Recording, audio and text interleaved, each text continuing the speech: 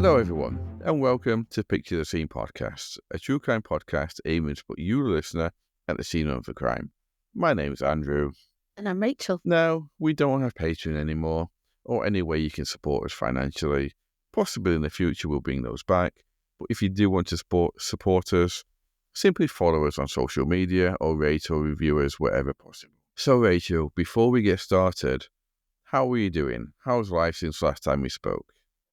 Peachy, it's been a moment. I've just remembered I never asked you how you've been. Well, I've been sparkling, thank you very much. Oh, we are back. All service has been resumed. Andrew is sparkling. We are good to go, guys. We hope you enjoyed our first episode back. Can I just say, it's a really hard topic, straight back in. But what a case! And I've not stopped thinking about Colette. That case was a hard cover, but we hope everyone, despite the tragedy, enjoyed hearing us again. And thanks to Andrea for the suggestion. Yes. So, Rachel, we don't have a long preamble because we don't have anything to try and get people to sign up to, but that's not the only reason why we ambled. We're both quite chatty, aren't we? But But yeah, if you want to dive straight in, let's go for it. Let's go for it because this one is interesting. I thought it was interesting. So the question before we get started, Rachel, are you ready for some true crime? Andrew, I was born ready. That's what I like to hear. So if it's safe for you all to do so, I'd like you to sit back, relax, close your eyes and picture the scene. Forgot what to say there, didn't you? I did forget what to say. It is the evening of Wednesday, the 11th of December, 2019, and we're in the Gospel Oak area of London, which is part of the borough of Camden. Now, this isn't the quiet solitude of a remote village, nor the sprawling anonymity of central London. It's a residential neighbourhood where urban life feels personal. It's the kind of place where neighbours might nod at one another in passing, but rarely stop to chat. The streets are lined with low-rise flats and terrace houses parked tightly along both sides of the road. The chill of mid-December bites through the air, forcing hurried footsteps from commuters heading home.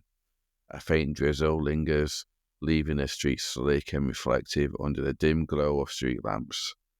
The hum of traffic from nearby Kentish Town Road filters through the air, punctuated by the occasional squeal of brakes or the buzz of a passing overground train pulling into Gospel Oak Station. Overhead, the moon hides behind thick clouds, casting an uneven, muted light that barely competes with the artificial glow of city life. By now, it's late evening, at some point around 9 p.m, and the streets have quieted, save for the occasional clatter of a distant bin lid or the faint murmur of voices from behind closed windows. On Lamble Street, where Barrington Court sits, shadows pool in the corners of the block's car park, its edges poorly lit, offering ample spots for activity to go unnoticed. Outside of Barrington Court, a white Volkswagen Polo car pulled up. Nothing stood out as anything special about this car. It was a standard, commonly used urban car in an urban area. Inside the car was Leon Smith, who was driving, and Dario Barnaby, his passenger. Leon Smith was 37 at the time, and his passenger, Dario Barnaby, was 28. You'd usually expect when a car pulls up for one or more of the occupants to get out, but this didn't happen. Both Leo and Dario stayed in the car, not for a few minutes, but for 40 minutes in total. If anyone had seen them, they'd probably either assume they were waiting for something, or someone, or that they were up to no good. Not that they'd do anything if they did think they were up to no good, because this was a type of area you'd keep your head down and your thoughts to yourself. It's mad, that, isn't it? Yes. Having that mentality of none of my business, even if you saw something truly horrific going on. Exactly, yeah. It is crazy to think that. So but even if you think to our last case last week, someone heard Colette screaming. Yeah. I thought it's none of my business. I didn't focus on that too much because I bet that just didn't sit well with that person or people, for the rest of their lives, knowing what they knew not long after. But yeah, it's just a way of life in pockets of the world, and London being one of them. Liverpool being a prime example as well. Keep your nose out, don't grass, like the saying, isn't it? And it's like, fucking Yes, hell. indeed. So after around 40 minutes or so, they'd be waiting in a car. Mia arrives at Barrington Court with an orange carrier bag. It was a Sainsbury's bag, so I don't know why they put that, but it was an orange carrier bag. And Other supermarket brands are available. They are. And he entered the building, Barrington Court, and after a few minutes, he left the building again and then approached the VW Polo that Leon and Dario were sat inside. The two men then got out of the car, and with Riaz, they walked towards Barrington Court. Now the time was around 10:20 p.m, and they were let inside the underground car park of the building by a fourth man, Khalifa Benjamin. Once inside, the four men were to meet a fifth man, Hamza Benjamin, Khalifa's brother, and they spent around 3 minutes in the underground car park before going back outside and spending another 11 minutes together out of view of anyone or any CCTV, so no one knows exactly what they were up to during those 11 minutes. When they returned to the area covered by CCTV, they all headed towards the exit, with Khalifa Benjamin at first embracing Leon in a hug, before turning to Dario and doing the same. Dario then left the building, and Khalifa turned back to Leon and gave him a dap. Now that's a fist bump, in case anyone's wondering. And Leon then pressed the door release of the building and left the building. Dario, who had left the building already, was outside of Barrington Court, and he then got in a taxi that he'd ordered already, and he left the area. Leon got back in the white Polo and drove off. Both men heading off in different directions. Dario in the taxi headed south towards his home, and Leon in the Polo headed north. Now the time was around 10:50 p.m, roughly, and Dario was headed home in a taxi when sirens went off behind him. It was the police wanting to pull over the car. Multiple police cars, I add. The taxi driver, not knowing what it was about, and being a law-abiding citizen whose job it was to drive, did what most people would do. As quickly and as safely as possible, he pulled over the taxi. The police cars, because like I said, it wasn't just one, quickly came to stop in positions around the taxi so it couldn't drive off, and both the taxi driver and Dario were ordered out of the car by armed police, actually might add. Upon searching the taxi, a loaded pistol and a detachable magazine were found underneath the rear seats. The pistol was later found out to be a Slovakian-made Grand Power self-loading pistol, which had been originally designed only to fire blanks, but had been modified to fire real bullets. Now, at exactly the same time that the taxi that was carrying Dario was pulled over, Leon, in a white Volkswagen Polo, was also pulled over by multiple police cars. Both Dario and Leon would be arrested, and they would subsequently be charged with 1 count of conspiracy to possess or acquire a prohibited firearm, 2 counts of conspiracy to possess a firearm with the intent to cause fear or violence, 1 count of conspiracy to possess a firearm with the intent to endanger life, 1 count of possession of ammunition with the intent to endanger life, 2 counts of conspiracy to murder, 1 each for Erkan Garip and Sinan Osgar, who I'm going to get onto later on, and 2 counts of conspiracy to cause grievous bodily harm with intent to the same 2 people. So I think I've just taken that from 0 to 10 for escalation in the story. Yeah, absolutely. And they were obviously, this is a police sting, right? They've been under observation. So they're obviously, to me, not very nice people. And the police have wanted to catch them in a vulnerable situation, i.e. with ammunition and following an attempt at something so that they can be locked up for life, maybe. So yeah, you're right. And probably everyone's asking, how did we get from 5 men in total meeting, albeit a bit dodgily, let's be honest, to all of them being arrested? So Leon and Dario, for what was mentioned before, But there was also Riaz, Khalif, Hamza, and also a few others for conspiracy to possess a firearm and ammo with intent to endanger life. Now, like you said, Rachel, this wasn't just a lucky arrest. The reason that we know about the meeting that took place, and the reason both men were arrested at the same time, because they were all under police surveillance for at least since January of the same year, so around 10 or 11 months. So let's give a little background for everyone before we get into the details. As we all know, from previous cases we've covered, and see the news on a regular basis, that gangs and gang violence in the UK is not something new, and it's very violent at times. So we're going to be focusing on two gangs today.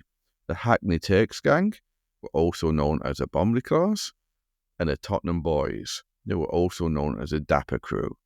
Now, both of these gangs were rivals, enemies of each other. Now, before we carry on, I know it's sometimes common for people to think of these street gangs in the UK. They're made mainly up of younger people from poor backgrounds who mainly deal drugs, often over county lines, and their violence is just something that they do to try to either gain or keep their turf. Now, while these type of gangs do exist, and they're very common, not all gangs are like this. The two we're talking about today are even worse than that if possible. They do deal in drugs, importation, distribution, and dealing of them, but they also deal in extortion, racketeering, kidnappings, murder, and many, many other things. So neither Leon or Dario... These additional activities, for want of a better word, that they're associated with have just been like normalized in their world. It's just a byproduct of what they're trying to protect or sell or, deliver. And it's like just a habit almost, and like a way of life for certain young adults, isn't it? Like, that they'll just be, they're the ones that get thrown to the wolves, and that the people higher up the chain who once upon a time were down at that low end, they're now like protected, aren't they? Well, yeah, actually, we shall see, shall we? Okay. You could be right, you might not be. So what's interesting though, Rachel, that neither Leon or Dario, who we are going to be focusing on today because we don't have like 5 or 6 hours to go over everyone, neither of them were members of either gang, either the Hackney Turks or the Dapper Crew.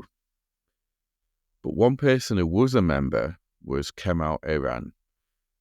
Well, he was not actually a member, but he was the leader of the Dapper Crew with his brother Izzet, and these two, Rachel, are some very, very violent men.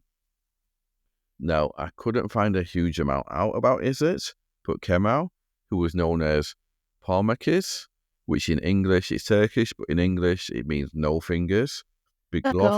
Yeah, because he'd lost several fingers in a failed assassination attempt against his life in Turkey in 2012. He first came to national knowledge. So by national knowledge, I mean outside of the police or criminals' knowledge, 6 years prior to this day we're talking about, because a leader of the Hackney Turks had been killed in his custom-built Audi A8 limousine in North London. Now, several men were arrested for that and convicted of various offences, but Kemal fled the UK to Turkey, so he would never be arrested. But the police did state at the time that had he not fled the country, he would have been charged with and tried for murder. So even before the gang warfare between these two Turkish gangs was rife, with David Lammy, who, probably everyone knows as a foreign secretary for the English government, he was calling out for more investment to tackle crime related to Turkish gangs and the recruitment of officers who spoke Turkish to help tackle the problem. But who knows, maybe now he's a leading member of the government, he can make that happen. And that was back in 2009 he was saying this. So now you've got that context. Leon Smith, the driver of the white VW Polo, he'd been contacted by Kemal Iran, or No Fingers as he's known, to assist in a contract killing of 2 men. The first man was Erkan Garip, who was a leading member of the rival gang, the Hackney Crew, and Sinan Ozgar, who actually, interestingly, was a member of No Finger's own crew, the Dapper crew. So it was never revealed why, but Leon Smith had been covertly surveyed before he was asked to kill these two men, with listening devices being in his home, and he was followed by undercover police regularly. So the police were onto this from the very beginning. From the moment he was asked, the police heard about it. Leon Smith, then, when he was asked, had first recruited at Warwick Burrows to help him kill the two men, and the pair of them then recruited several other men, including Dario, to source the firearms and then to carry out the actual killings. Did you know they say Warwick Davies? Definitely, don't throw him into the mix here. I'm not quite sure he would be like Gangs of London style. Now, who do you think? This automatically came in my head. This, I think it's just mad, isn't it? Like the underworld of like London, and it's almost a different world, isn't it? Sometimes when I see things reported on the news, and there's been a lot lately, kids on buses on the way home from school. This is not just, the deep, dark depths of nights in car parks, in, I can't remember where this is based, near Clapham or something. This is main bus routes home at 2-3 o'clock in the afternoon. Kids are getting initiation exercises, and I'm saying kids because they are 14 years of age. They are children, right? So it just feels like I'm so distanced from it, and not because like of ignorance, but just I feel like it's a different world. Interesting you say that. I'll touch on that a little bit later on. So Leon Smith would be given a large amount of both cash and drugs for the death of the two men, with Leon redistributing some of that cash and drugs among the people who would get their guns and do the actual killings. So, in all intents and purposes, he was just subcontracting the work that he just got. As odd as that sounds. Subcontracting. Like... He literally did. He got paid lots of cash and drugs, and then he went and found some people and gave them less cash and less drugs to actually do it. Then he mitigates the risk, right? I would go to prison. Like, no paper trail. Burner phones. If only his penthouse flat wasn't being bugged. Okay, yeah. I mean, he thinks he's mitigated the risk.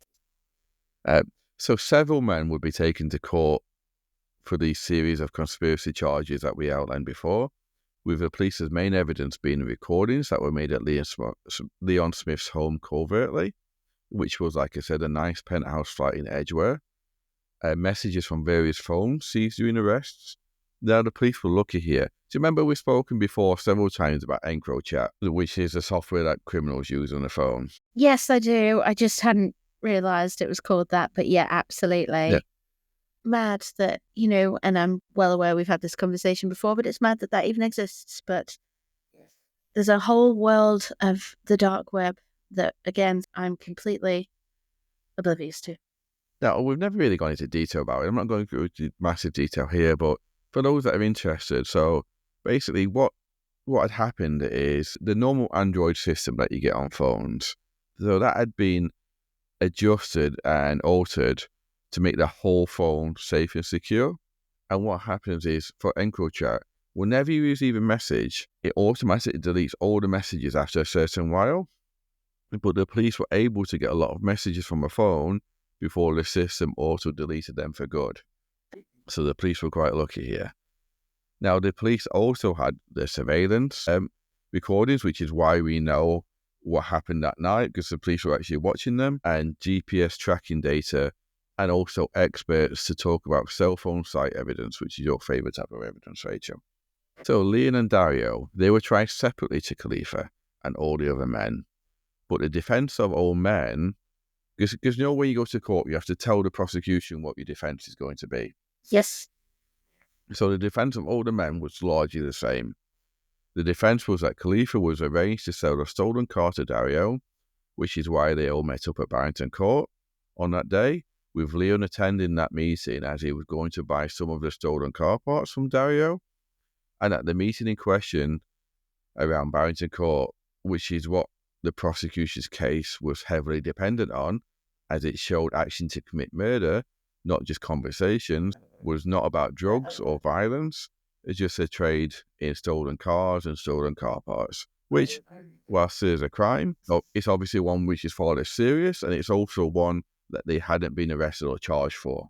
So they would likely not receive a sentence in prison Well, with they've it being a actually not first been, no, offence. because they've only been charged with all the conspiracies for murder and violence and firearms. So even if they stand up and say it's about stolen cars, the police will then have to go and charge them separately to take them to court for that. Do you know what, right? I'm just going to go on a bit of a rant, but those fucking lawyers that represent these scumbags, because I'm not being funny, Andrew, correct me if I'm wrong, but they wouldn't have come up with that one on their own. Really not. Now, Khalifa's defense was that along with selling the car to Dario, none of them had ever met before. And that Riaz, if you remember him with the plastic bag, From Sainsbury's. he had actually had a PlayStation controller and the game FIFA in the carrier Fuck bag off.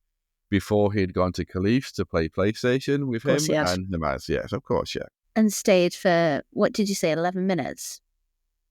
They said that Dario didn't buy the stolen car because it was a Mercedes GLC, but it turned on viewing of the car that they actually needed a Mercedes GLE.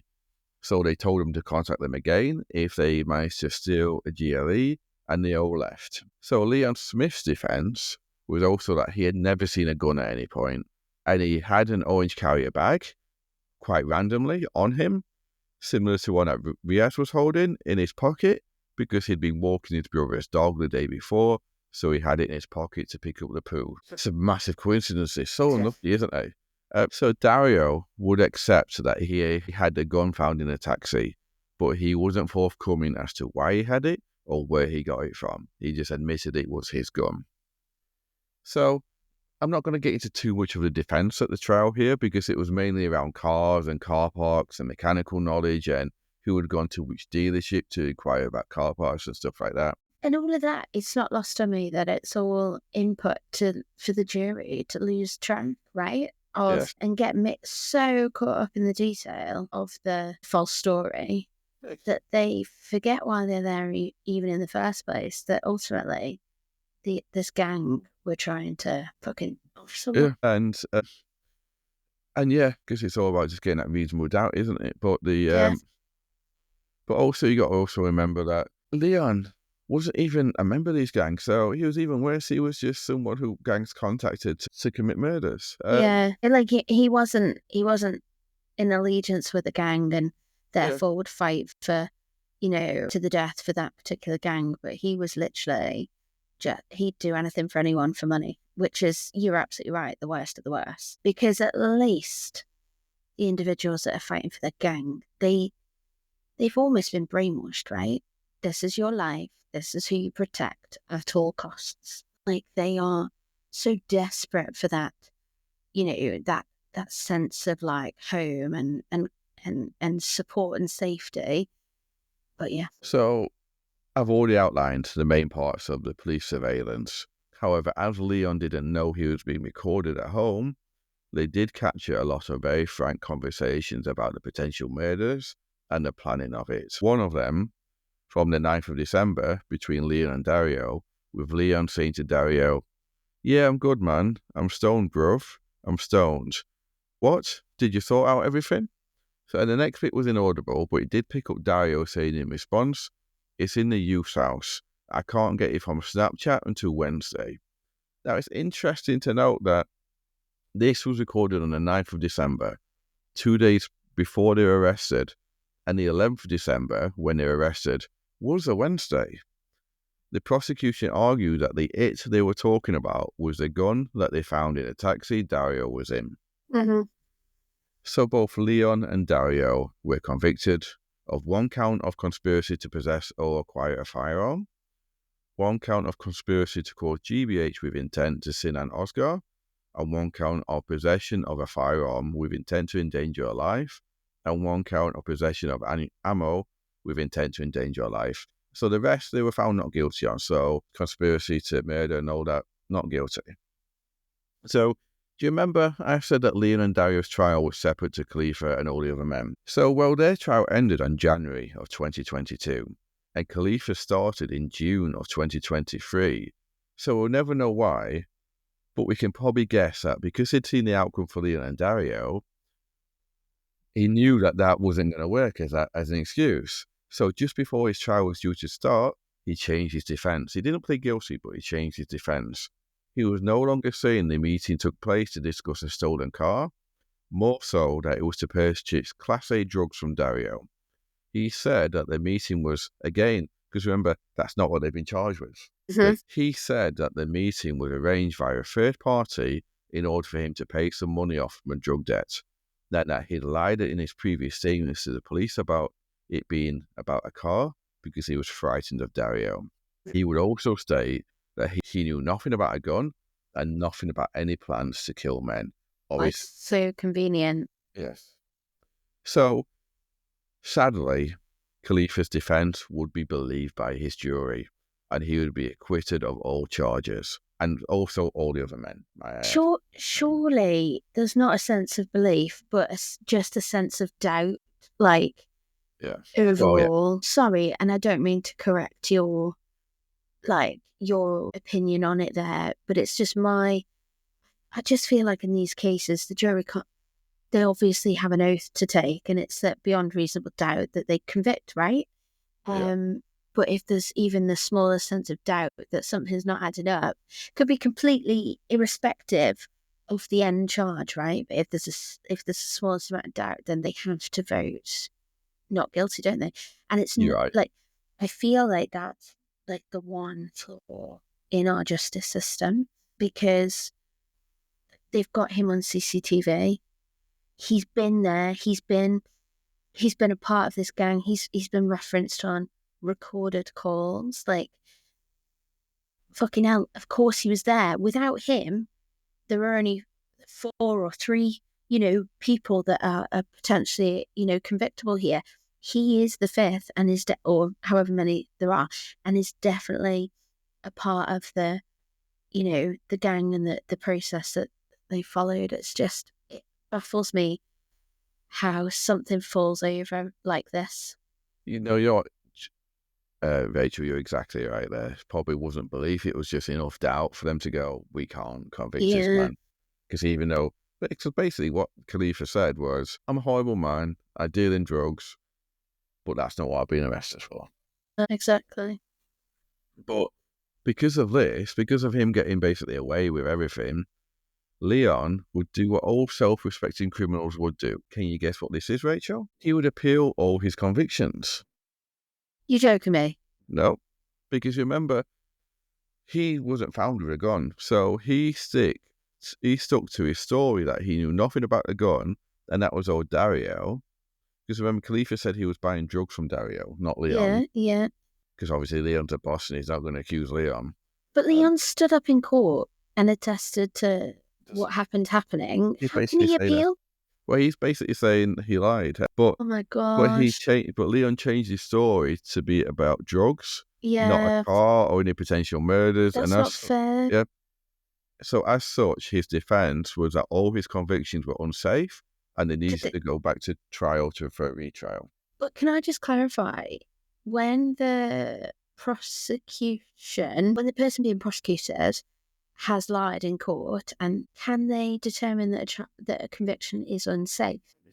Well, no, what they're saying is, now that basically the whole thing was, now that this other person's been shown that it was about drugs, now Leon's telling the truth, and therefore it's unsafe because the conviction was based on it being around a stolen car, which the jury didn't believe, if that makes sense. Yeah. So, and Leon wasn't found, Dario didn't appeal, but Leon wasn't found with a gun, was he? Leon wasn't found with, and he was a big boss as well. So yeah, the appeal judges ruled that just because Khalifa was found not guilty, that just meant that his jury were not safe in the knowledge that he was guilty, like you said, Rachel. But the appeal judges said basically that Khalifa's jury heard different evidence and different statements in Leon's trial, so that one not guilty didn't mean that other verdicts were unsafe. They would, without outright saying it, come to the conclusion that he, being Leon, admitted that he lied about his first offence, the car parts, and that in fact, had Khalifa testified that it was about drugs, the meeting that is not car parts, it would have probably helped Leon's jury decide that he was guilty. So his appeal was dismissed and a retrial wouldn't happen. Wow. So I like the appeal judge because they basically said, if they'd have heard that, they'd have probably found you guilty quicker and probably guilty of the offence that you got found not guilty for. So pipe down. Yeah, yes. So I couldn't actually find, and I'm sorry about this because it really bugged me this, I couldn't actually find how long either Leon or Dario had been sentenced for. Because reason why, the case had reporting restrictions on it at the time because they had been found guilty before the other trial happened, and the appeal judges lifted those restrictions, and the appeal actually only came out last week on the 22nd of January. So, well, actually, we're recording this the week after. This is not getting released the week after. So maybe in time it'll become known, and I'll update as and when it is. But at the moment, I don't actually know how long they got sent to jail for. Well, I hope they throw the book at them. So these crimes, they happened in 2019, if you remember it. I do remember, because I remember thinking when you were introducing the episode, just 3 months later, the whole of the UK went into the first lockdown, right? And Yes. I remember thinking, like, how busy the hustle and bustle of London was. So you were very well describing it and thinking, God, 3 months later, it's all turned upside down. It's heading February 2020, wasn't it? Yeah. But I digress, sorry. That's okay. So, yeah, this happened in 2019, but the war between these two gangs, do you remember the Hackney Turks and the Dapper crew? How could I forget? It'd been going on for years, and there'd been multiple deaths linked to the two gangs. So I want to give you one more example of how brutal it is. In June of last year, a Ducati motorbike with a rider and one passenger on it pulled up outside of a crowded restaurant, the popular Erin Bistro, on the busy Kingsland Road in Hackney, a well-gentrified area by now. The passenger pulled out a gun and shot towards the restaurant. Not once, not twice, but 5 times in total. Who was it? It's believed that they were members of the Hackney Turks and their targets were members of the Tottenham Boys or the Dapper crew. Now, the two gangs this whole case is about. The gunman was successful in the fact that he hit the 3 targets he was aiming for with 3 of the bullets, with the 3 men outside the restaurant eating. A 4th bullet hit no one. The 5th bullet, well, it shattered the glass of the building, and it ended up in the head of a 9-year-old girl who was enjoying a meal with her family, who was innocent. She'd only moved to the UK 2 years prior with her family to start a new life. The family of the little girl didn't even live in London. It was half term. They'd gone to London to see some friends and had only decided to eat at that restaurant as a last-minute decision. The little girl who'd been shot in the head, and she'd not been named, or family had not been named to protect them, but they'd only stopped at the restaurant because the little girl suddenly felt hungry, so they wanted to feed her. It wasn't even late for a summer evening. It was 9:20 p.m. when she was shot on a Wednesday. So I wanted to add that in because I know it's totally different to the case we're doing, but I wanted to give you the context. So we saw that, like, even the leaders are trying to be assassinated in Turkey. Things have happened years before, murders. We had this, and even now, last year, this gang warfare is still going on. A little girl, a 9-year-old girl, was shot in the head. Now, she was in a coma and in severe condition that I could read. There hasn't been any more reports on it, but I hope that she pulled through, but it didn't look, it wasn't confident that she would do. That's a life-changing injury, even if she does. And it just takes me back to Rhys Jones in the car park in Liverpool, I think 2008, 2009 maybe, 4 o'clock in the afternoon, on his way home from a football training, on his bike, shot dead. Everyone went to ground. No one stepped forward.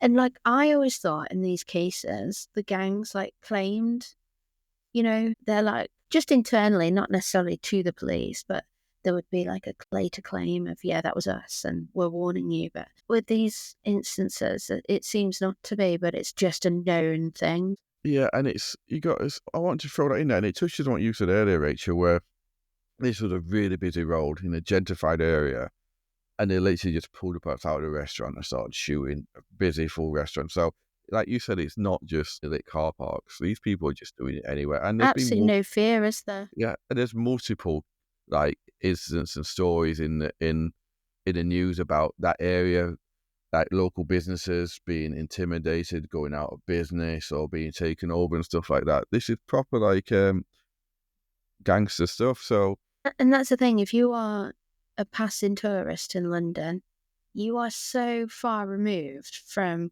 knowledge of where is and isn't safe. yeah, I've got a real tangent to go on, but tediously linked. Have you ever watched The Wire? I love one of my favorite TV shows. Oh, what a show, right? And I remember watching that, and I've watched it 5 or 6 times since probably one of the only TV series that I will watch end to end I watch again it and once a again. year. I watch Yeah. it once a year, yeah. And I feel like you're watching it thinking, that's fucking mad. What's going on here? But it's so far removed from where you Yeah. live in your life, isn't it?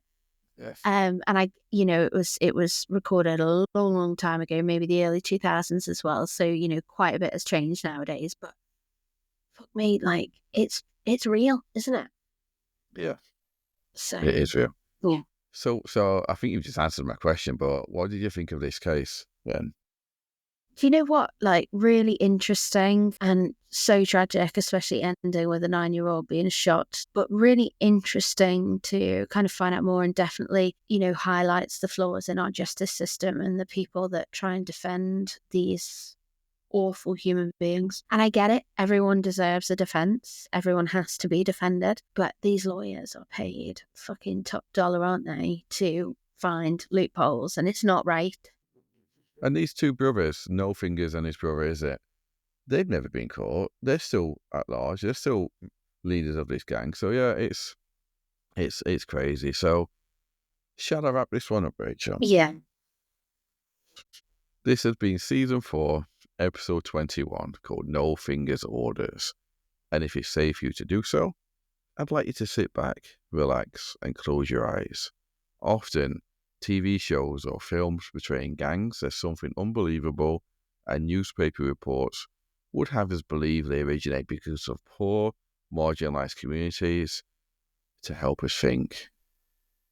That's sad, but it won't affect us. Now, gangs exist. The Hackney Turks are believed to now control most of the UK's heroin and cocaine importation. The Tottenham Boys have links to the Turkish government and corruption. There are many more gangs. So I asked you at the start of this summing up to close your eyes and picture the scene. But maybe it's about time we, as a society whole, open our eyes and see what's going on where we live before more innocent people die. So thank you all from me. And thanks from me, guys. And we'll see you soon. See you soon.